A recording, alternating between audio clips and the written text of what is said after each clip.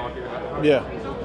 So, I'll answer your first question to the point of the running back position being devalued. I do agree with that 100%. It's becoming tougher and tougher over the years because running backs, we get injured, right? And, it's part of the game. I've always believed that football is the ultimate sport because unlike boxing, there's no weight class, right? There's no weight limit, right? A running back has to go block a 300-pound defensive lineman, and you gotta give him enough time, give the quarterback enough time for him to get the ball off. So it is tough because the running back is always outweighed, always. Whether you're running the football, whether you're asked to pass block, a linebacker who's 260 pounds, who runs a 4.3, maybe benches 300 pounds 20 times, like it's tough to do, right? And so I think the running back position is one of the toughest positions on the football field because you're always outweighed.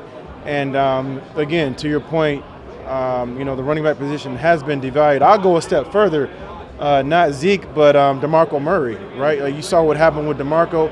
To me, he was playing some of his best football, and the Cowboys traded him. They got rid of him, right? And so, it's unfortunate, the things that I've seen that have happened to Zeke off the football field because I think the world of him. I think he is the best running back that our game has to offer.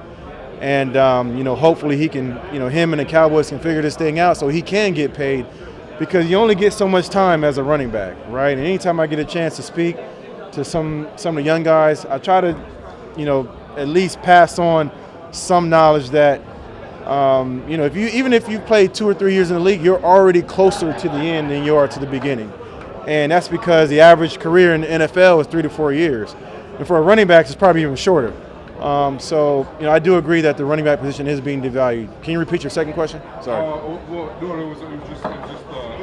me tie it in as well with Le'Veon. You feel like running back is almost becoming a multi-position. Yeah. Because Le'Veon is almost a slot receiver, right? So to that point, I have seen a change at the running back position, right? Because when I first got in the league in 2006, they still wanted a really big running back and then a smaller guy who can kind of do, everything, right? And so when I first got in the league, Deuce McAllister was my guy. He was kind of like my mentor.